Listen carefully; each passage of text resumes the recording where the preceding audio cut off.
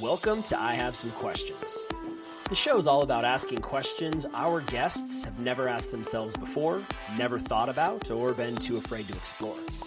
It's designed to uncover the human story at the root of successes and failures and help us as an audience learn and grow from that story. My hope is that you'll hear brilliant guests exploring new ideas and challenging themselves in new ways of thinking. I think this makes for great conversations. I'm going to bring on entrepreneurs, authors, coaches, scientists, and frankly, any vein of super interesting, successful, and passionate human I can find. I am fascinated by passionate people, and I have some questions for them. I'm Erik Berglund, and I hope you'll join me every week for new episodes. My next guest is Bruce Vojak. Bruce is a fascinating individual. He has spent his entire career focused on innovation and helping companies, mature companies in mature industries, survive and thrive through renewal. He's really spent his entire career at the intersection of business and technology. He's been a practitioner, an executive, and an academic researcher, where he really focuses on innovation inside mature industries and mature companies. Bruce is the author of 2 books published by Stanford University Press. He's the author of No Excuses Innovation, Strategies for Small and Medium-Sized Mature Companies, as well as the author of Serial Innovators, How Individuals Create and Deliver Breakthrough Innovations. Bruce has spent much of his career focused on technology and process in mature spaces, and yet in talking to him and understanding his materials, he really sees innovation as a human process and a personal act of discovery. He's got wonderful insights on how to create environments where innovation is possible, particularly in crowded, mature spaces, and what leaders can do to foster innovation inside of those cultures. I have a wonderful conversation with Bruce, and I hope you'll welcome him to the show. Well, Bruce, I'm so excited to have you here. You do an incredible work on what I would probably consider, and I guess the audience would consider, a fairly nuanced space, and maybe 2 words that people don't often think go together. Innovation in mature industries and companies. Those feel somewhat like the Venn diagrams don't overlap much, but that's obviously not the case. You've had a heck of a career and a big impact developing thought leadership around that specific application of innovation. I think for my questions and for the audience's sake, it might be valuable if you could start out by setting some parameters with us. Could you help us understand what mature means in that context and what innovation means in this context? Yeah, those are great. I'm glad you asked that, Erik. Maturity, if you think of, if you're familiar with the S-curve for products, processes, industries, markets, it's got a few different phases. Usually early on, there's kind of this emerging phase of where a lot of entrepreneurs are trying a lot of different things. And there's not a lot of sales going on, but everybody says, hey, there's something there. And then usually 1 or 2 of those approaches catches, and you'll go through a phase of very rapid growth. And after that, you hit what I refer to as maturity. There's a stabilization, a plateauing of revenue usually. And it's at that point of maturity where margins begin to erode and people begin to compete more likely often on cost or small, what I would call incremental innovation. And you got a couple options when you're there. You can either try to extend that as long as possible, you can exit, or you can renew. And so what I look at is, how do you renew that? How do you not allow yourself to get stuck? And if I can, just for a moment, give you an illustration. My colleague of mine, Walter Herbst, we co-authored one of the 2 books that you'll be alluding to, No Excuses Innovation. It's for small and mid-sized companies. And Walter and his son, Scott, have a design firm, and they worked with a guy who said, I think there's a better box cutter out there. And, you think about box cutters. I mean, they've been around forever, and they're pretty standard, pretty straightforward approach and design. And after Walter and Scott and this colleague of theirs got together and they looked at the problem and they redefined it, they found a way to make a better box cutter. And so this is an example. This is a company called Slice that was founded. This is a box cutter of all things, and it's designed to be both safe and durable. It's got a ceramic blade, which means it's got like 10 times the life of a stainless blade. It's got this hook so you can put it in a pocket so it won't get stuck into your leg when it's in your pocket, and a few other factors like that. And they really reconsidered and they redefined the basis of competition. And, you see these things, you don't always think about them, but you see these things. It's, peeled carrots, pre-peeled carrots versus buying a carrot peeler is an example of this. And so maturity is where you've got that if you will, somewhat stable point where margins are eroded and everybody's competing on cost. And innovation, in my thinking, in the best case, is where you change the basis of competition. You renew the industry in some way. Could you, just for visual sake, because most people won't be watching this on video, could you describe that box cutter you just showed? Because it's really fascinating to look at, right? Almost everybody can picture their X-Acto knife, whether it's a straight version or a folding version. Could you describe that to them? Yeah, you're right. A standard box cutter is a couple of pieces of metal and a blade in it, and the two pieces of metal are screwed together. The blade has a little bit of a retractable thumb driver on it. And, you look at box cutters really across the board, they're all pretty much designed that way. The slice cutter is plastic housing, but importantly, it's got a couple of key features, as I understand it, from when I've talked to Walter and Scott. It's got a ceramic blade. And this blade means that it's going to have a much longer life than the metal blade. It's going to stay sharp longer. It's going to last longer. So you're not going to have to maintain it. And it's got a hook on it. It's kind of hard to describe. It's a bit like a fishing hook or the letter J, I guess. And this allows you to hook it into your pocket. And so instead of the straight box cutter where you'd stick in, and if you didn't retract it, it would stick into your leg. Yeah. You've got something that's going to keep from going all the way to the bottom. And it seems like, these seem like little things in some respects. But what's fascinating to me, as I spoke with Walter about this, is that when they first took this to market, they thought it was going to be primarily used, in like home environments. And my wife and I jokingly refer to this as our Walter when we need to open up a box.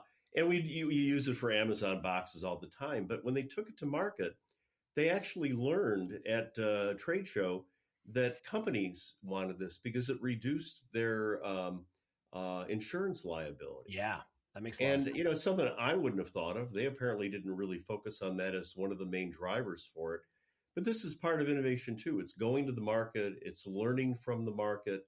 And it's taking something that's designed to be very good, but also finding new uses for it as well. So if I heard you correctly, that market maturation could be identified as that time when there are multiple companies providing that solution or service, and they've begun to just consistently compete on price, and really margins begin to erode. There's probably not a lot of new companies coming in to compete with them. It's pretty well established in that way. Is that right? Yeah. If anything, you're going to see exiting. You might see consolidation in the industry where just to get some economies, some companies will merge just to share overhead, for example. But you're right. I mean, it's, I hate to call it a declining industry because these can persist for a while. But if you think about the other example I just briefly threw to you, this is one I always love to use, carrot peeling. Those $1.98 carrot peelers that you can buy at Amazon, there are still companies that make those. But there's also, OXO, making an ergonomic peeler. And then there's countless companies that are selling pre-peeled carrots. Sure. And before OXO and before the pre-peeled carrots, everybody bought one of those little, metal, simple little tools. And so, it's really disrupting that kind of an industry, the one where you've got somewhat perceived stability, but in the end, if somebody comes in with a better idea or a more attractive idea, let's just say, it's not just a better mousetrap, it's a more attractive mousetrap. That's the company that wins. Maybe you could share a few more examples like that. And I'd ask this question in two parts. If you could, what are one or two more examples of industries that have recently matured, maybe over the last 10 to 15 years, that we may be able to picture a little cleanly? And then what are a couple industries that you see approaching that maturation point? Maybe they aren't there yet. Maybe they won't be for 10 years. But what are some that are on the cusp of arriving at that type of place? Yeah, let me take a step back on that and say that you're going to see different rates of growth and maturation in different kinds of industries. And so, for the most part, you think about things that are software driven, electronics driven, they go through life cycles constantly. When I worked in the electronics industry back before I went to the university, uh, we had life cycles that were, every year and a half. You had to always be coming out with something new. And so, anything that would be electronics or software driven are things that are just going to be constantly going through that churn, if you will. Examples, currently an example that we're all talking about now is, artificial intelligence. And, even the question is, where is AI today, is subject to a lot of debate. Yeah. And so, I guess I'm trying to think of good examples for you. There's an example that I like to share about this, and it's a little bit of both. And that's automation solutions. You think about automation. There have been robotics around for a while now, but what happened with companies that are providing automation solutions, they go in and they work with manufacturers to automate their processes. And that industry had kind of matured to the point where there were two types of solutions that companies sold. They either were given a set of specs and they built an automation system to those specs, or they were given some performance characteristics and then they designed something that would meet those performance characteristics. And they would get paid more for the latter because that involved more design contribution. But that's really the way the industry had kind of, if you will, settled out. And there's a company that Walter and I describe and I'm pointing over here, I'll pull the book up, in the No Excuses Innovation book, which, by the way, has the box cutter. It does, yeah. But in No Excuses Innovation, a company called West Tech Automation Solutions, and this is going back now probably 7 or maybe 8 years ago, they were approached by a company that had done manufacturing, if you will, by hand assembly, pretty large scale, but by hand assembly, and they wanted to automate it. And it was a big process. This client company had no experience. And instead of just either giving a set of specs or giving a design to West Tech, they said, we want you and a bunch of competitors actually to build an entire process for us. So they challenged the suppliers in this industry to do something that hadn't been done before. And that was to work with each other, not necessarily opposing each other. So West Tech had responsibility for part of this process. And because I actually, as a full disclosure, I'm on the advisory board for JVA Partners. They're the private equity group that owns West Tech. I was kind of a fly on the wall for a lot of this, and I could watch the way these guys worked. And it's something unlike what anybody had done in design before, in automation system design. And they were really forced to reconcile things in ways that had not been done before. And so it's innovation in a way that we don't often think of it. We often think of innovation as a new technology, right, or a new physical product. And here it's a case of a new service where they're saying, we can go in and we can work with these other companies and solve our clients' solutions. And so I don't know, this isn't exactly what you're asking for, but these are the kinds of things that you see. So getting back to what you asked, I think products that are more physical, metal embodiments, let's say, I think those are on a much slower pace for renewal. Things that are more software or electronics driven are clearly historically on a much faster pace of renewal. I think the thing that you've got to watch out for when you're in those manufacturing companies that are physical hard products, though, is that there can be a solution that just totally obviates what you're doing. And that's why I love to show this slice box cutter, because it's so counterintuitive. It's something that I wouldn't have thought of. But somebody saw a need from a customer's perspective, and they validated that need, and they put their minds to it and their great insight to it, and they changed it. So, the thing about innovation, when it's done well and it's renewal, you just don't see it coming. We didn't see pre-peeled carrots. I didn't see pre-peeled carrots coming. We didn't see products like the OXO carrot peeler and all the other products that came from that. Yeah. You just don't see it coming. And I often jokingly say it's like musical chairs. Where are you going to be when the music stops?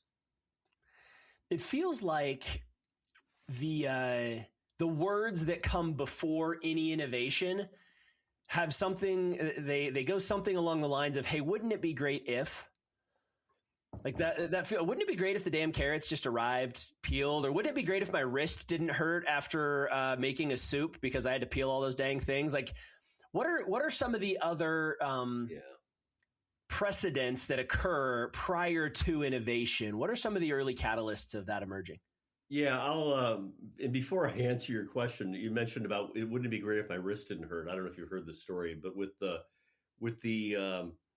OXO carrot peeler, for example, the guy who started that company, turns out his wife had arthritis, and she had a hard time, among other things, doing work in the kitchen and peeling carrots. And so he said, well, how do I make this easy for her? And so he took a broom handle and cut off part of the broom handle and attached it to one of those inexpensive $1.98 carrot peelers, and she could do it. Now the question in my mind always is, why didn't he peel carrots for her? If he had been a dutiful husband, he maybe wouldn't have formed this highly successful company. But the point is that he saw that there was some need that had been unmet.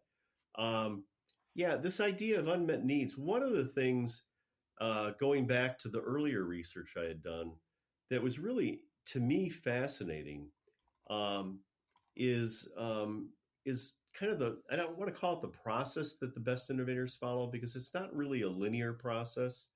But if you look at the path they follow, one of the earliest steps that they do, and they do this anecdotally. I mean, it's not like they're told to do this, but they really understand what's the right problem to solve. And sometimes the most innovative thing that occurs is defining the right problem. And so, and that was a surprise to me. I hadn't thought of it in those terms. And so one of the stories that we tell, and again, for those who are on the video, this is the earlier book I co-authored called Serial Innovators. And this is how innovation occurs in primarily larger but immature firms. And this is a people view of innovation. And what we found in one story that was just an exemplar that really followed the pattern of all of these stories is a guy by the name of Tom Osborne. He was at Procter & Gamble at the time. He's since passed away. Marvelous person, just an absolutely wonderful guy. And he was working on feminine hygiene products. And he was a physical chemist by education. He had actually done a postdoc with a Nobel Prize winner, so brilliant guy. And he's working on feminine hygiene products. And as they're working on them, they have this model in their mind of what it should look like. And kind of anecdotally, it was this view that a feminine hygiene product is there to catch fluid, and it's kind of like a diaper. Okay, that was their paradigm, if you will. And so Tom's been tasked with working on this. And as he's working on it, he's beginning to intuitively say to himself, I think this isn't quite the right way to look at this. And you see this regularly. There's this very intuitive first step that occurs with some of the best innovators, that they see something, they can't quite put words to it right away, but they begin to see a pattern that just doesn't seem quite right. And so when you asked about what is this kind of early step, one of the earliest steps is they look at the problem and they say, are we even asking the right problem? Are we solving the right problem? And, in Tom's case, he dug deep. He tried to understand the menstruation process much better than anybody had, at least in the company at that time. He understood what women were looking for. And it turned out, after extensive studies, he worked with medical models, these human beings that physicians work with. He realized that while this diaper view worked, really what women were looking for was a garment, because menstruation and urination, for example, are very different processes. In fact, I learned more about this than I ever really thought I would want to know. But it was fascinating that he just dug into it like this. And he said, wait a minute, we're trying to make a better diaper analogy. And what we really need to do is make a garment. And this led to this the creation of the P&G's Always Ultra feminine hygiene product. It became $1 billion brand and a huge contribution to the industry. And it's because he asked the question, not how do I make a better one, but what are we really trying to make? And you see this pattern pretty consistently.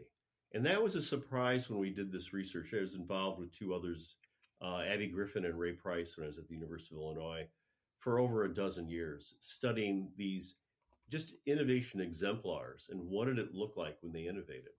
And in this pattern of discovering what's the problem is critical. And Erik, if I can take the liberty to tell one more story, and bear with me on this. Oh, please.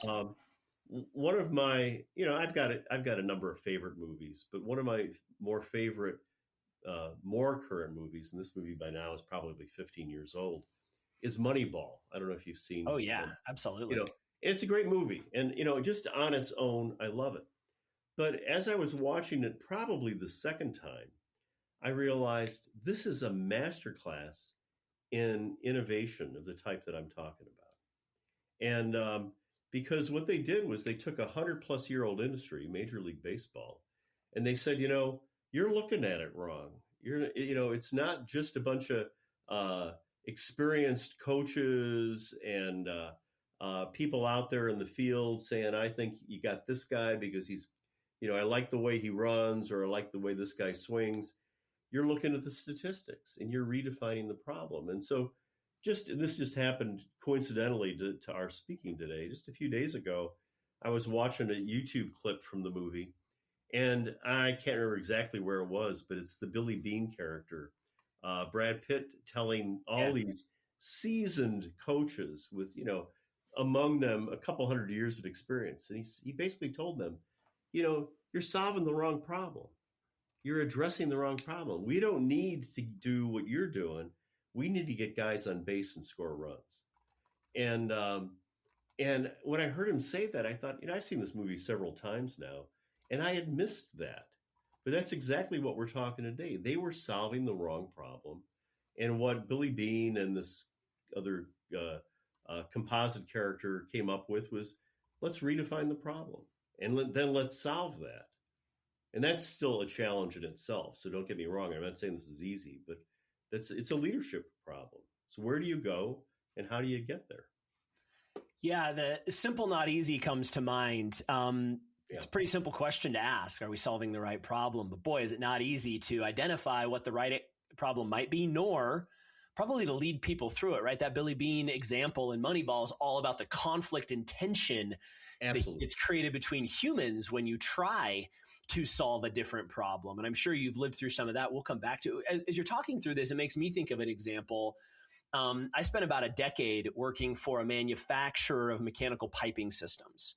Yeah. And so we would sell to mechanical contractors and engineers a better mousetrap, a faster way to join pipe. Instead of welding, put a mechanical coupling around it.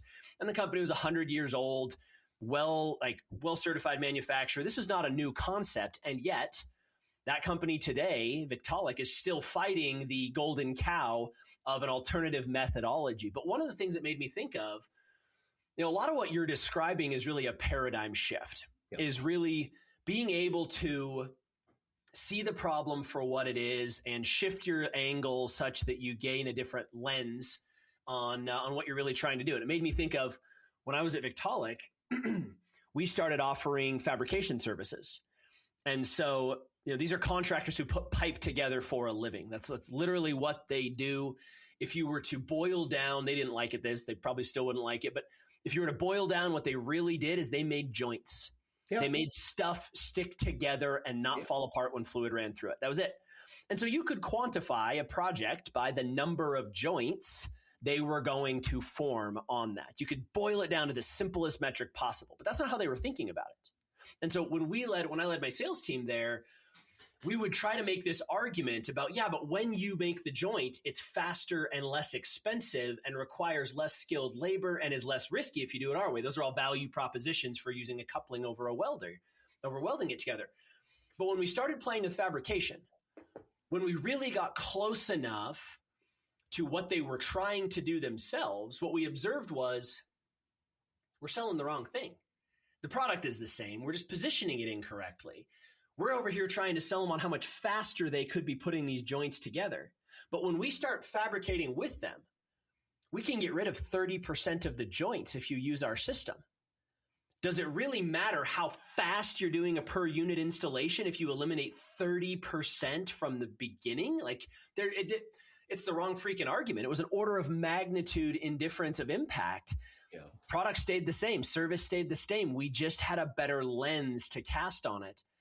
And it made me think along the way, we bumped into some real innovators in that space. As we got deeper into fabrication, there was a particular gentleman who had literally built a better tool than the 100-year-old manufacturer and inventor of the technology had. It was a process called cut grooving, where instead of cold forming a groove in pipe, you would actually remove material with a sharp blade, which is only necessary for certain types of pipes and installation, but common enough in the industry.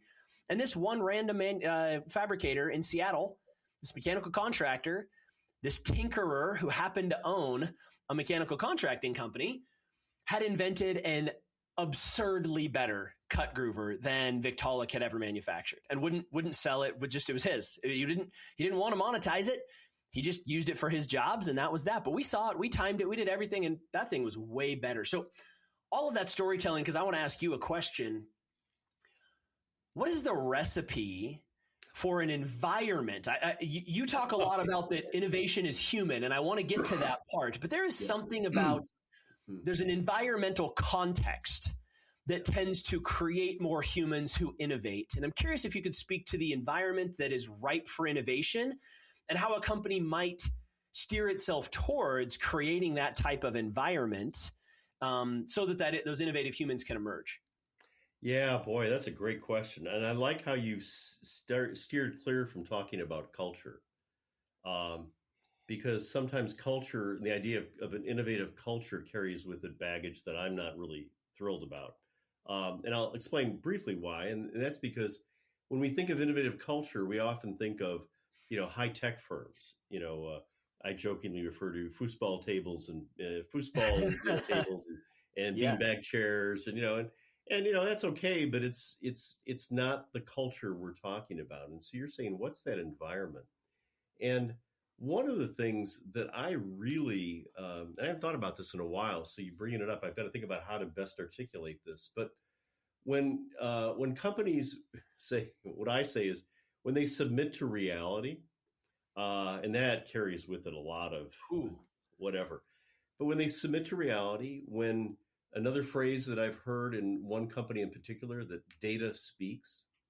And so, a lot of times in innovation circles, people have opinions and they, it should be this way or that way or the other way. But the end of the day is, what is the market telling us? What is the technology telling us? What's our manufacturing capability? And in the best sense, in a truly renewal situation, you've got a bunch of different dots coming together, and they all work together well. And so it's a culture that sees what the reality of the situation is and says, yeah, we're going to go with that. And so, how does that manifest itself? I think there's a certain amount of humility in those situations. I think it's a situation where people are willing to both hold their commitments to their domain expertise, and I'll get into that in a moment, but also be willing to let go a bit. So what do I mean by that?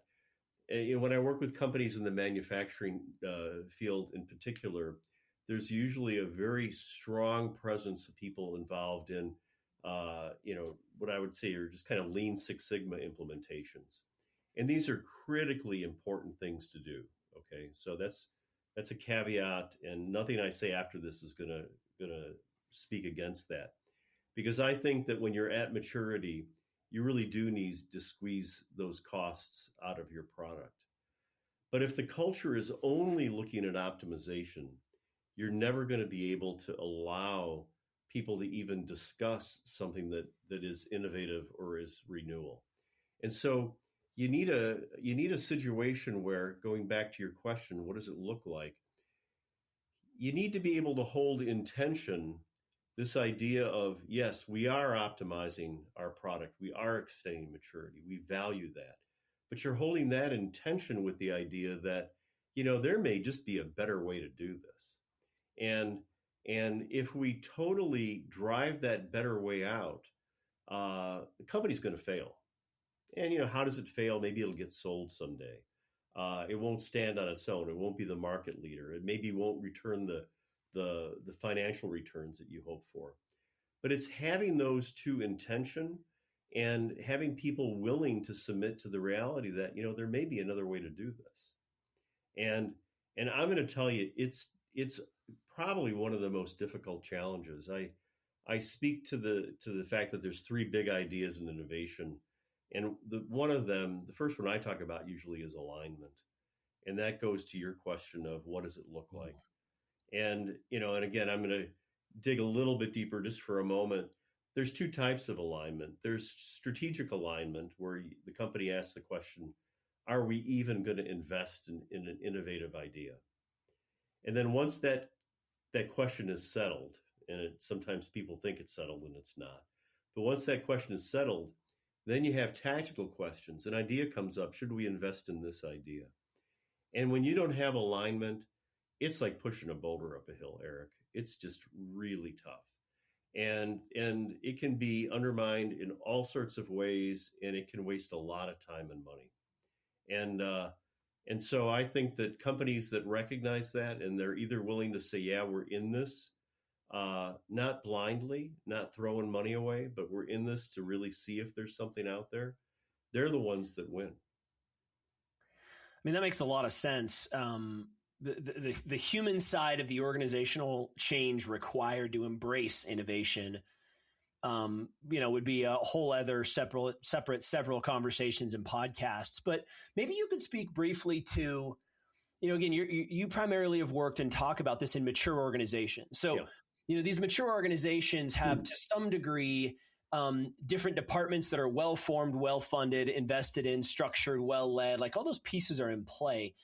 Maybe you could speak, maybe there's no difference, but like, is there a difference in how companies structure their organization to create innovation? Like, I can picture an organization that has an R&D budget, but it's really small and there's one person on it, versus a different company that's got 30 people and is way more funded. Like, one of those is obviously trying to lean more into innovation and new things. So that's an obvious example, but is there anything less obvious you've observed in companies that structurally do something different to create an environment of innovation?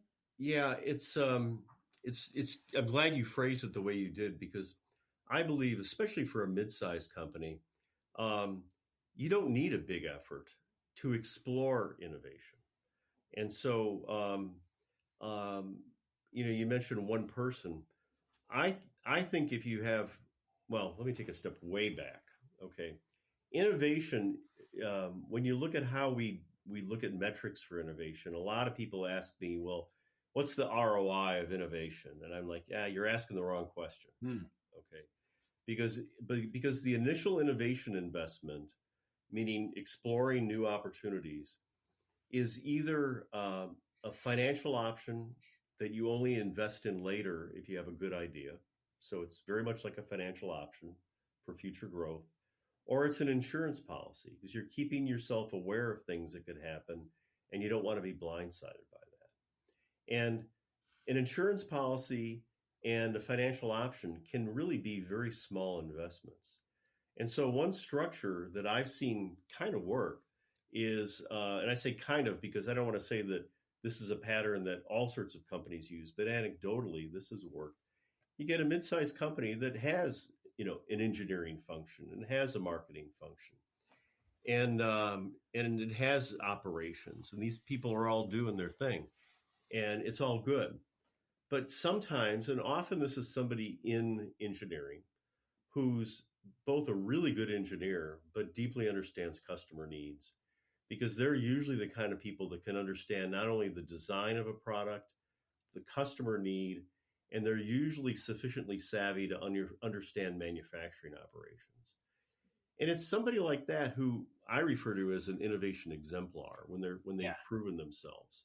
And this is one of those other three big ideas I was mentioning earlier. You have an innovation exemplar, maybe only half their time they're thinking about doing something really different. Because the other half of their time, they're addressing current customer needs. And what a wonderful source of new ideas. So you don't want someone totally detached, totally uh, separate. And I've seen, I got to tell you, I've seen companies, and it's just sad to see this because I had advised one client a while back, many years ago now, a decade ago, don't separate these people out, and they set up something separate. And the person came up with apparently some good ideas, but they could never find ways to bring it back into the organization. And so, that goes back to alignment too. So having, when you say, how do you structure this with the right people? And I mean, like really with the right people, with people bought in and aligned and on board, you can structure things a lot of different ways.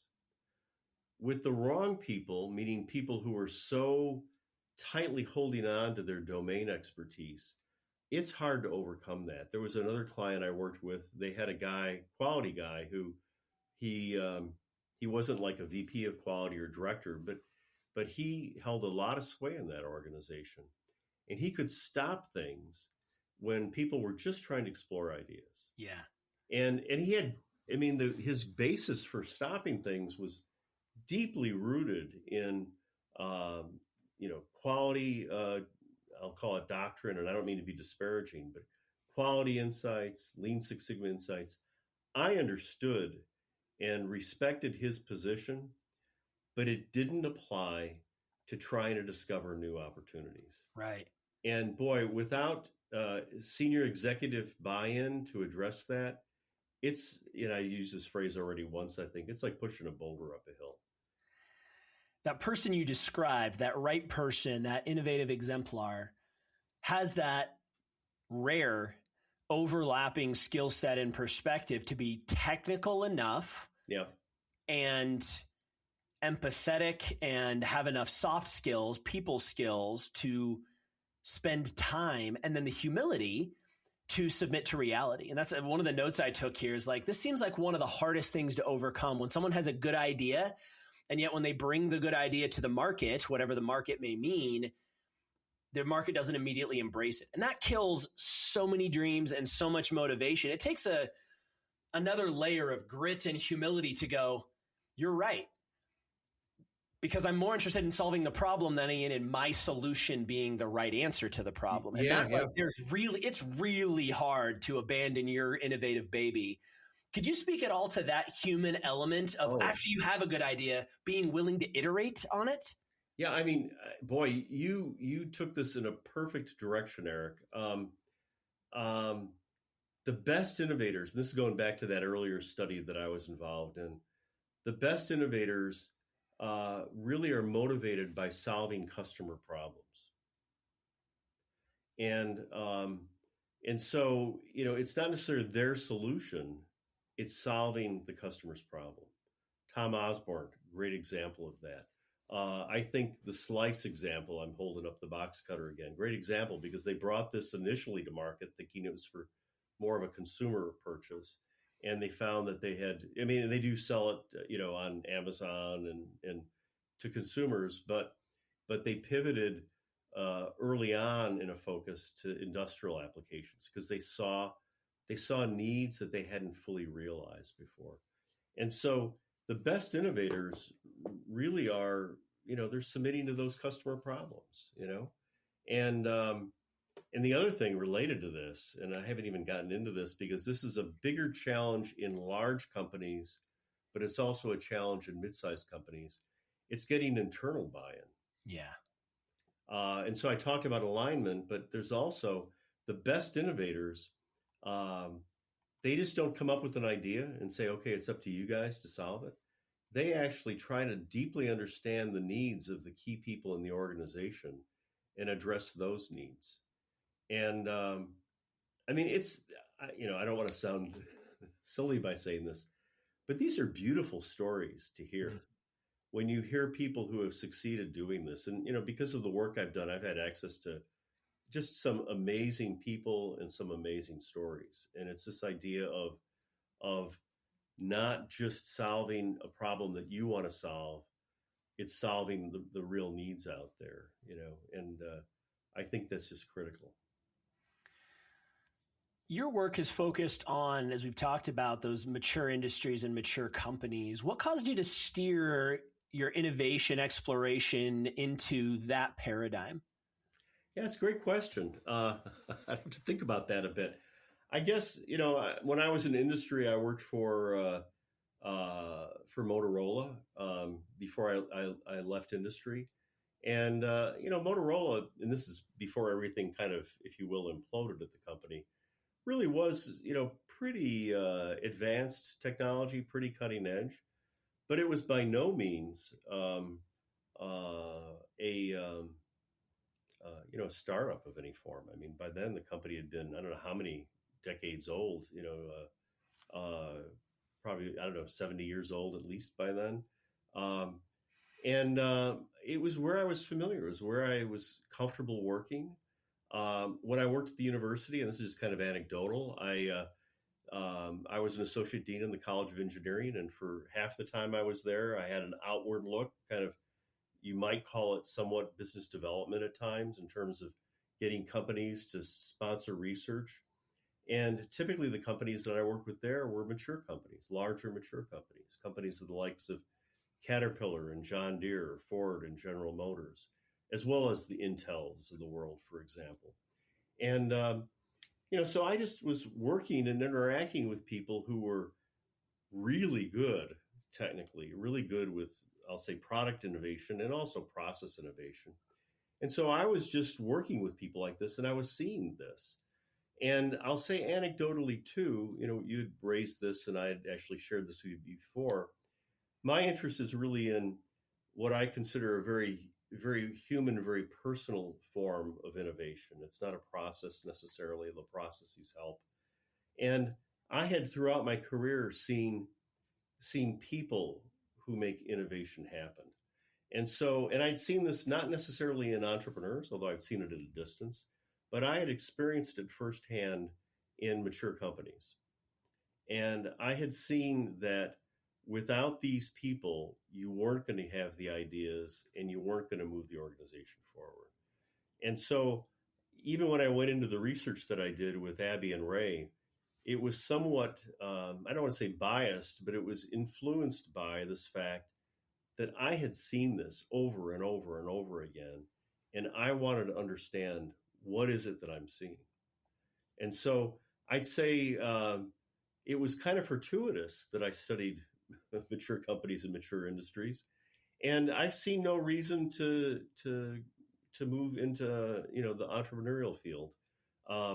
I think there are needs in mature companies. I'd say quickly that, especially for mid-sized companies, that local and regional economies, state economies, rely heavily on these kinds of companies. I mean, in the state of Illinois, there's a large number of, let's say, small and medium-sized manufacturing companies, and they're the backbone of a lot of the local and regional economy.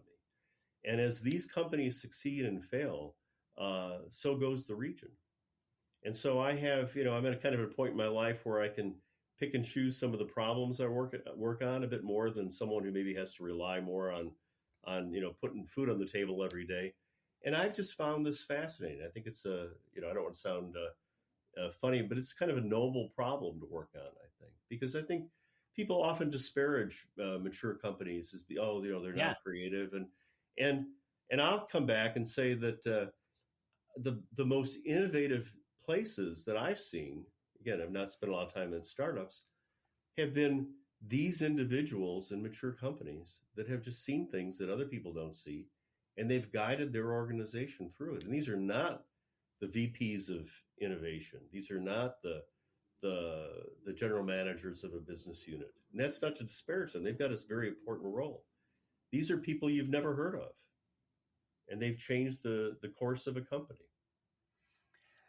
I like My gut reaction to your answer of why you chose that, I like that it wasn't from some position of theoretical observation of the difference between the markets. It's just that you lived it, saw the need, and went and wanted to play in that sandbox, and acknowledging it's a pretty big sandbox. In fact, at a localized level, each region, as you describe it, right? Each community, each town, each county, each country, each state, these mid-sized companies that continue to innovate are the lifeblood of that community. The employment, the tax base, the human satisfaction, all of those things. So what a rich area to choose to play in.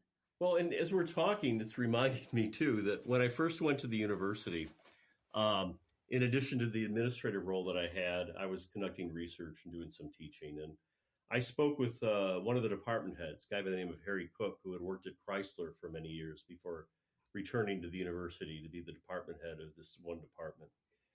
And I was just trying to get ideas from Harry. I said, Harry, I want to do some research. You have any thoughts on this? And Harry gave the best advice. He said, pick a problem that you're familiar with, that you're interested in. And I thought, well, I've seen these people. I've seen these people for decades, and I'm curious about them. Okay.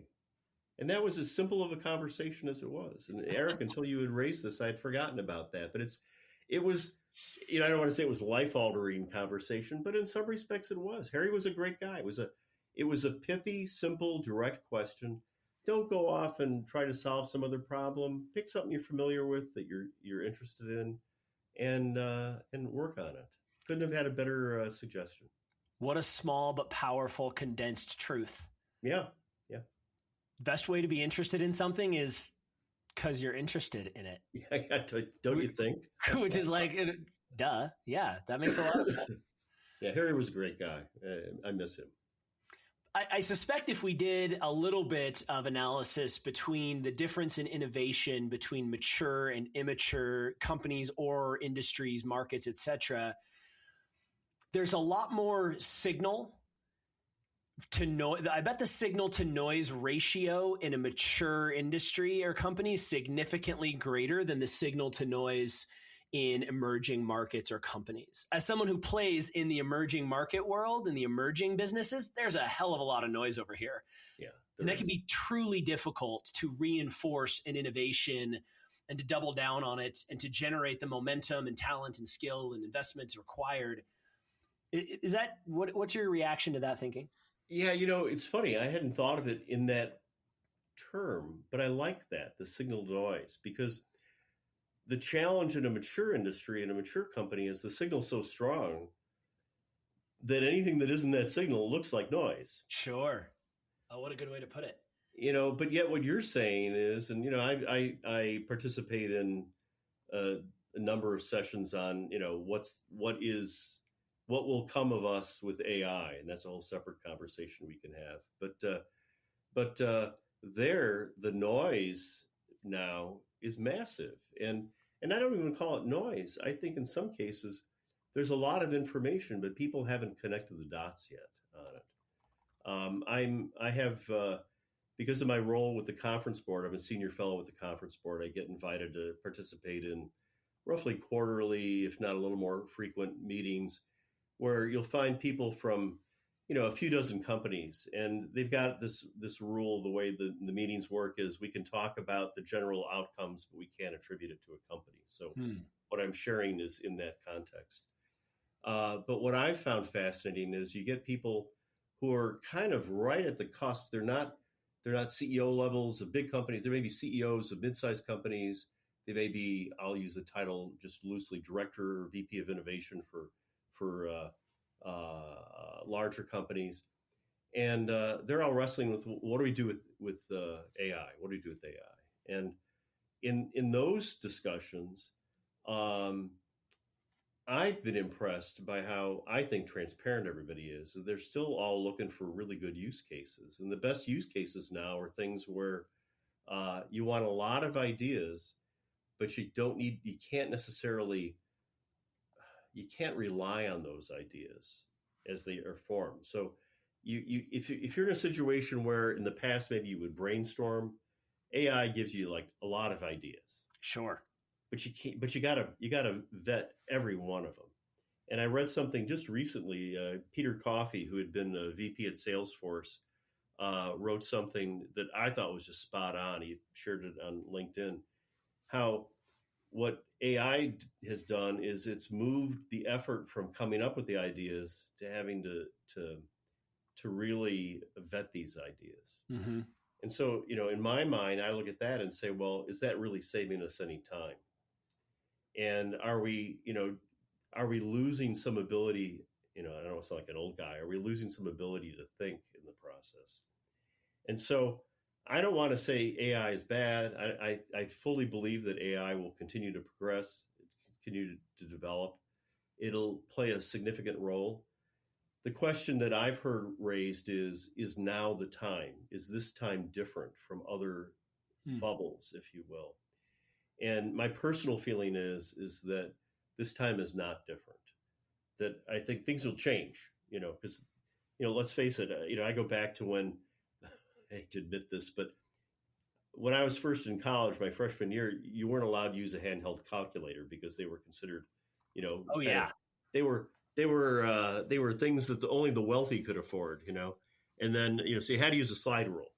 And then by the middle of my freshman year, okay, they came down in cost. You could buy one. And the biggest question then was, do you buy one that had reverse Polish notation or direct entry of numbers? And so these are the big questions. And Erik, clearly that was disruptive. Clearly the world changed. Desktop computing, clearly the world has changed. So I'm not saying that even in its current embodiment that AI isn't changing the world. But I don't think it's changing it so much so fast that people won't be able to deal with it. And I'll address specifically mature companies and mature industries. And how long did it take a lot of those companies even to set up a website after the internet really kind of took hold? Oh, yeah. They were pretty late arrivals to a lot of this in most cases. And so I don't want companies to be complacent about this. But I think there are other questions they can be asking. But there's so much fear out there related to AI that I think it's driving just a lot of innovation discussion right now. Well, I think if there's an arena we could highlight as a key example of noise to signal ratio, thank you. It's this space. Yes. And I'll go back to the formula you laid out earlier. Is essentially that the real innovators, doesn't even matter probably if it's a mature or immature market, the real innovators are the ones that stay committed to solving the customer's problem. Yeah. And what we're seeing on this side, running two companies that lean very heavily on AI services and products, what we're seeing is the companies that do the best at this don't really have a lot of hype around AI. It's just, well, does it help us solve the problem we're trying to solve or not? And if it does, amen, let's go. And if not, but AI isn't the solution. It's just a tool to get to the solution we're trying to create. Erik, absolutely. And this goes back to submitting to reality when we talked about earlier. Yes. If there's value to it, great. And that's why I'm saying with AI, there are places where there's value. Don't get me wrong. Today. But there's also it's still not playing out the way a lot of the hype goes. And again, I remember before the dot-com bubble burst, there were things being said that I just could not get my mind around. And I kept thinking, okay, I'm going to accept that this is how a lot of these people think the world's going to go. And, the bubble burst. And now, since then, this is all pre-Amazon when the bubble burst, right. more or less. And look at the role that Amazon, eBay, YouTube, PayPal, these are all established companies right now. Google, these are all big, established organizations. So I'm not saying the world didn't change because of that, but it didn't change quite the way people were saying at the time. Well, and it took a lot of submission to reality that just because your company did have a website didn't make it worth anything. And just because your company doesn't have a website doesn't mean you're not serving your customers where they are. Some of those companies that took forever to get online did so out of stubbornness, and they delayed and they missed and they lost. But quite a few simply aligned with what their customers needed. Their people weren't online. They were using AOL for email. They weren't browsing the internet. It was instant messenger. They didn't need e-com at the time. So why the heck would we go launch an e-com service, right? And so I admire Yeah. As much as I admire innovation and I really value creative thinking and solving a new problem and all of that, I also have an admiration and have lived through the leadership of individuals who say, why would we do that? Like, not a bad idea. And just because it's a good idea doesn't mean it's the right idea for what we're trying to accomplish. And that goes back to that alignment piece you talked about earlier. It requires a tremendous commitment and vision to what you really do and don't do to be willing to stubbornly say that, we don't really need a freaking website for a few more years. We're cool. Why would we invest in that? And one of the challenges back then, and I think this is going to be the challenge today too, companies that didn't have a website that were, again, very traditional, they weren't selling online. In some respects, many of them didn't have it because they didn't have the people that could set it up. They didn't have the expertise. They weren't, I mean this in the best sense, they weren't able to hire that expertise because there was so much demand for that expertise in other places. And so it was only when that expertise became pervasive and came down to a cost that they could afford that it happened. And so that's why, I say with AI, I think some of the same thing's going to happen. The question always in my mind is, how different is this and how quickly will that occur? And that's the thing that I think everybody should be maybe not losing sleep over, but keeping an eye on. Well, and what I'm seeing is that it is also very dependent on the industry and space that you're in. Yeah. There are obvious examples of industries that have already been massively disrupted. For better or worse isn't even the point, but I happen to know a number of people that run digital marketing agencies and are on digital content creation side, and talk about the low-hanging fruit of AI slop that has just absolutely decimated, because to the point you make, the ubiquitousness of the skill set, something that used to be gated knowledge and process and experience, has now anybody who can generally prompt can create something that looks and sounds reasonable. Yeah. And that also means that your QA/QC department probably needs to be better at vetting what goes out, which is where a lot of companies have failed. But the point is, it's very disruptive for a number of industries. And conversely, there are industries that are largely not touched by it. I suspect there's a verticalized application for chiropractors, but I don't know what it is.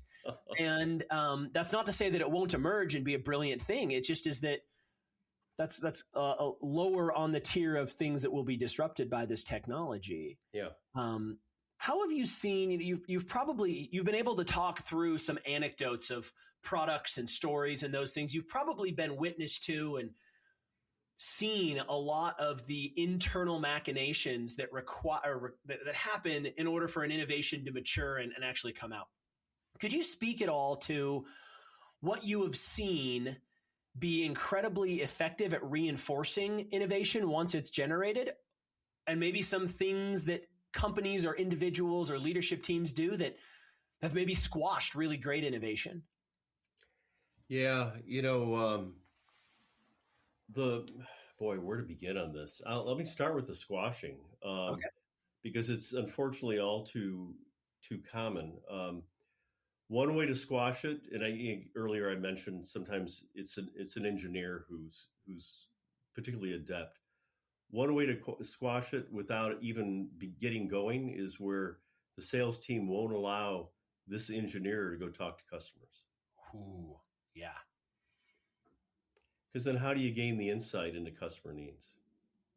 And I'm going to be quick to add, I get it, because a lot of, I'm an engineer. A lot of engineers are going to promise and commit to things that are just not realistic, not appropriate.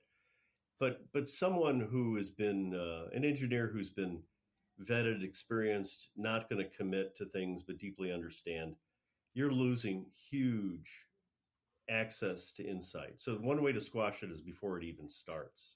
Okay.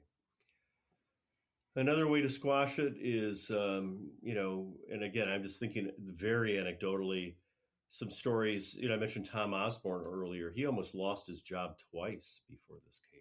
Yeah, think about that. Because they were working on this other approach. They had built large manufacturing capability. The company was all in, with this design of feminine hygiene product as diaper. They didn't say it that way, but that was physically what was being implemented. And And then you get this guy saying, "No, I think there's something different." He was kind of pushed to the side. A pariah. But what he did, and these are why these stories to me are beautiful, because he was committed. He had a belief that, I think I'm seeing something here. He went out, and I think that he had people on the side hand produce about 100 samples. Oh, wow. So, I mean, talk about a bootleg operation, hand produce 100 samples. And he did some testing, side-by-side comparison, and I don't remember how he made this work, because I'm sure he would have needed some approval to do this, but somehow he went out and he got these test results. And this is where, now I'm going to tie back to what I said about data speaks and a company that submits to reality. He came back with data. And the data showed that, they want this. And then he was able to get support from other director level people to say, okay, what Tom's doing makes sense. Let's do this. So it's that internal sales, if you will, that's huge. So these are just a few examples. I'd say the biggest challenges that I've seen have been when you have these internal barriers, whether it's sales pushing back, whether it's this quality guy pushing back. When you see those things going on and senior executives aren't willing to appropriately intervene, because when the inside of a company is too much like the free market, it's a problem. And sure. I mean appropriately intervene, because I don't think every quote unquote innovative idea is a good idea. I have not drunk that Kool-Aid. It would be fair to say that the vast majority of them aren't. Right.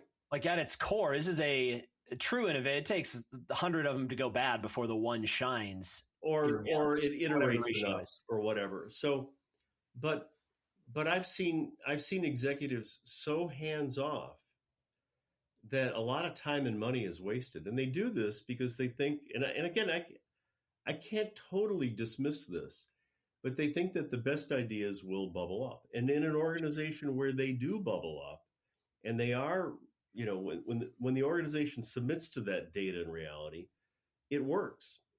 But if they've got an organization that isn't set up to do that, it's a problem, and it's a waste of money. I mean, I recommend companies don't even bother if you're not going to at least see things through to some reasonable conclusion.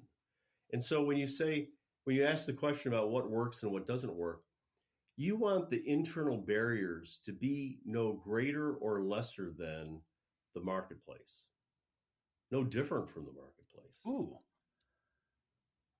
Can you say that again a different way? I think that's a really deep truth, and I want to wrestle with that. When the company decides to invest in a new idea, they should be investing in something that the marketplace really wants. And so if you put hurdles in there, again, and I feel like I'm picking on this quality guy, and as I don't mean this is a personal thing. It's just that it's come back to mind in this conversation enough that it's a good thing to go back to. He had some within the quality perspective, some valid points to push back, but from evaluating the marketplace, it really had no place. Okay. The sales VP who doesn't want the engineer to go out and talk to customers, from their perspective, in not wanting to overpromise things or to confuse a customer, he had a place. But it was unnecessarily burdening the innovative idea in both cases, because the real innovative idea had to be tested somehow in the marketplace, whether it's through the salespeople to talk to the customers, whether it's through the quality guys saying, yeah, we're going to let some of these things through our manufacturing system, and we're going to make samples. We're not going to push back inappropriately on it. And so when the barriers are too high or too different, you never get to test the marketplace. Yeah. Now, the flip side of that is when you've got companies that have, innovation celebrations, and everybody's an innovator, And I mean, we could talk for an hour about that because I don't, Sure. everybody's not the same skill set, if you will. Right, right. As my colleague Ray Price's wife said, I can teach anybody to play the piano, but they won't all be able to play at Carnegie Hall. Okay. Right. Yeah. And that kind of applies here. So in one case, when sales and quality are putting unnecessary burdens on you, you're going to inhibit ideas that could have been good if you just tried them. On the other end, you're letting a lot of slop through. Right. If you're just saying everybody's a winner, it's like a participation trophy. Yeah, right. And so you need to have executives that challenge ideas based on the marketplace. And I'll say based on manufacturing's ability to produce it. Sure. It's the whole system, Erik. It's your company has to so replicate the ultimate business when it evaluates these things. And the more it's one way or the other, you're either letting bad things through or you're stopping potentially good things. I don't know if that's helps. No, that's phenomenal. That really, I think that bookends the dynamic that needs to be at play to both support and suppress innovation appropriately, because there's a balance to it that I hadn't thought of. And you're right. I've seen organizations, or more leaders than organizations, who have the let it all through mindset. And there's an incredible waste in that. There may be gold that makes its way through, but you don't know. And I've absolutely lived through organizations that squash it and inadvertently make it harder than the market ever would for a new idea to emerge. So that's a really good way to state it. You make such a great point and consistently come back to innovation is human. But I'd be remiss if I didn't check in a little bit on the process of innovation. And here's where I'd prefer to steer it. We can go anywhere, but there are models that have been that have emerged and been championed in businesses such as MVP, minimum viable product, and perspectives like blue ocean strategy that under whether you like that strategy or not, some of the underlying mechanics are very helpful for assessing where a service or product fits. Maybe you could speak a little bit about what you think. Which of those have merit? Maybe not between those two, but what do you see as some emerging or existing models that are really effective for aligning with innovation, and what are some that maybe don't really work out so well process-wise? Yeah, there are a lot of tools in what I would call the Innovators toolkit.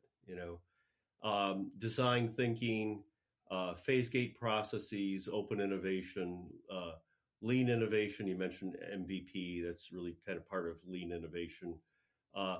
These are all, you mentioned different strategy perspectives, blue ocean strategy. I'm going to be really clear, and not that I think I'm being a pushover on this. These are all good things, okay? And it almost sounds dismissive when I say that, so I want to qualify that. I really mean it. These are all good things. But the best processes, they do three things. They instruct the newbie, okay? So somebody's coming in cold, and they, take design thinking, okay? Design thinking says, you go out and you deeply understand customer needs, you iterate ideas, you maybe iterate it first with some drawings and then with some, constructs and then with real things, but you iterate those ideas as you develop them. That clearly develops the neophyte and indoctrinates them into how this often looks. It also reminds the expert, because I've seen amazing people forget some pretty simple things. I worked with when I was at Motorola, I worked with some amazing people. Everywhere I've worked with some amazing people. And there was one idea that came out, and this guy, it was remarkable. It was, it allowed for compact fluorescent lights before LEDs really emerged the way they are, and really kind of eclipsed all that. But it had a solid state transformer in it, and it was just a remarkably insightful approach. And he's the kind of guy that could get buy-in from other people, and he did, and he built samples, and he proved it. He literally reduced it to practice. He proved it. Everybody was excited. And I don't know how many months in, he realized that there wasn't enough niobium in the world to make this really the kind of product that that anybody really wanted, because you couldn't make enough of them and sell them at enough market. Okay, that there would have been applications at the time, primarily defense related, but for what we were looking at, it didn't really suit our needs. And a process at that point probably could have provided a set of check boxes to say, have you asked these questions? So brilliant innovator that missed something. So again, it trains the neophyte, it reminds the expert, and then a good process disciplines the executive to make a decision, because way too often executives just don't, I hate to say it, but a lot of them just aren't able or willing. I shouldn't say able. That's not fair. They're not. That was a slip I shouldn't have made, I guess. But that they aren't willing. Inaccurate. They aren't willing to make decisions at some key points, and that's a whole separate conversation. Some are maybe too willing and some less. But a lot of times you get an idea in development, and you got to decide: are we going to proceed with it or not? Are we going to make the next level investment? And sometimes those decisions languish. So processes. Three things: they develop the neophyte, they remind the expert, and they, if you will, discipline the executive. And so when we view a process as a tool doing those three things, they're absolutely wonderful. When we rely on a process as saying this is going to allow us to innovate, you're going to at best get incremental innovation. And while Walter and I were writing the book, we got into a really good discussion. We regularly had wonderful discussions, because Walter he has a background in kind of the arts, basically fine and applied arts. He's a design guy, but he's a design guy that really understands manufacturing, technology. I mean, he's really an amazing, insightful guy. And he kept saying, in my classroom at Northwestern, because he taught the design program there for a while, I can quickly bring students up to speed, and I can prove to them, and he does, or did, because he's now since retired from there, I can show them that this methodology that I recommend is going to give them a better answer quicker than if they just did it on their own. And that, to me, is this end of the spectrum of saying that the process is there to instruct. And I agreed with him. But I also asked him, I said, at the end of the day, when you and your son Scott are doing design, is it really the process, or are you and Scott these exemplars of knowing how to use that process and having these insights and seeing patterns that other people don't see? I haven't even begun to touch on that with you today. The best innovators see patterns that other people just don't see. So the processes are there to help, to assist, to enable. But when we rely too heavily on them, they actually can restrict. And Blue Ocean Strategy, I have not studied the book. I've read it. It's good stuff. Why compete in a place where there's a lot of competition? I think, I probably saved you the cost of the book. Tough to argue with. Yeah. So, it's very tough to argue with that. And I know there's more to it. Open innovation. Yeah. But I'll tell you that the best innovators that we interviewed in our study, they were doing open innovation before there was anything called open innovation. Yeah. They were doing lean innovation before there was anything called lean innovation. They were making MVPs before there was anything called an MVP. They were doing Blue Ocean Strategy before anybody came up with the phrase, which to me validates those tools. Sure. But it doesn't say that they brought us into a new domain. What they did was they recognized these are some things that work. But the best ones use it so flexibly without a strict handcuffed methodology. And so, sorry, Erik, I guess I'm on a soapbox right now, but the processes they play an important role, but I'm a big fan of simple processes and things that involve low cost, low risk investments, taking poker-like bets, baby steps, I really appreciate that perspective. I really like that the best business processes do those three things. They instruct the newbie, remind the expert, and discipline executives. And I hear your point that the things that may have been published to drive innovative process, from my experience, and even the way that they're written, they're mostly a reflection of something that already existed, that they have just codified and captured and studied, as opposed to creating on their own, which is fair. That's often what an author would do in that type of instance. I wonder, I know we only have a couple minutes left, but I wonder if, I don't know that this is true, but I wonder if as many interviews as you've done and the time you've spent thinking about innovation in this market, those markets, I wonder if there are a handful of heuristics or questions or perspectives that you have found consistent across the people that you have interviewed. And you mentioned one already. Great innovators see patterns where other people don't, right? That would be one that would maybe be pretty powerful. But I wonder if there's anything else you've observed at scale across these exemplars that's worth commenting on or sharing with us as we could think about.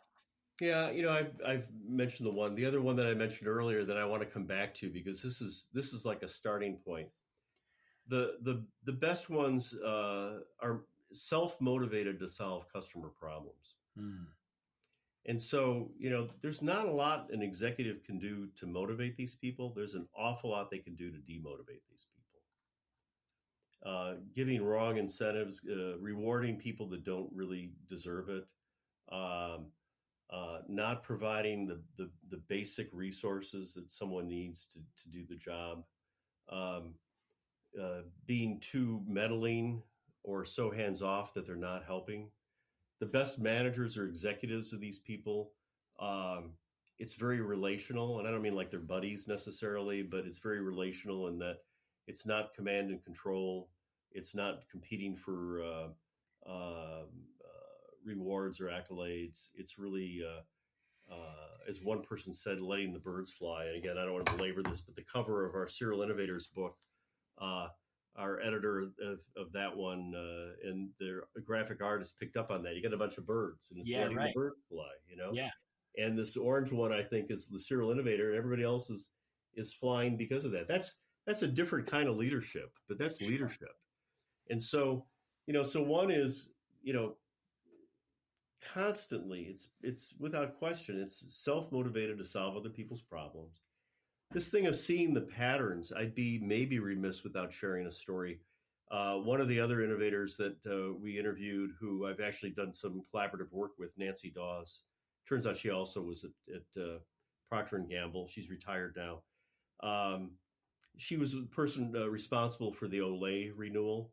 So billion-dollar brand. Before that, she had worked on Pringles, renewed that, really repositioned Pringles in an amazing way, and actually chocolate chip cookies before. So clearly a serial innovator and a wonderful person.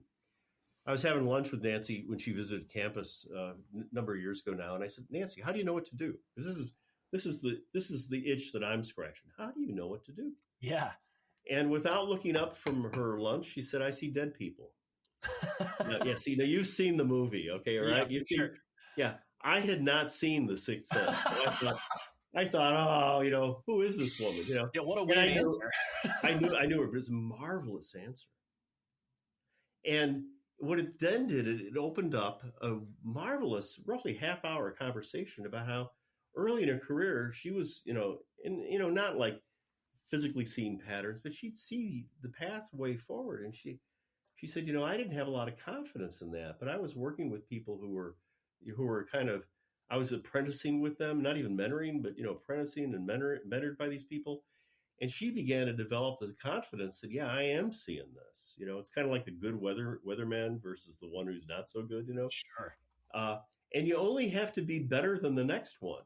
And so Nancy saw and sees patterns that other people didn't see. And then her responsibility, and this is the third thing, is a willingness to bring people along. And that's this thing of it's not just a good idea, but it's accepting that it's my lot in life, that if I've given this gift of seeing these patterns, I better help the company realize value from that. And that is so counter to so many of these people. And it's why so many people, I don't want to say fail, but they lack the full impact. I jokingly say that as an engineer, I'm an extrovert, because an engineer who's an extrovert is looking at your shoes, not their own. Right. I've heard that before. And so most people, they're not really inclined to be this way. I also say I'm a gregarious introvert, Sure. So I may come across very gregarious and outgoing, but after this, I'll go have a cup of coffee in the breakfast nook with my wife, and it'll be a nice quiet, hour Right. or so. But it's one of these things where these are a few undeniable patterns. And in the seeing of the patterns, Erik, I can't emphasize enough because it's what I was seeing before. There's an issue too, and I don't.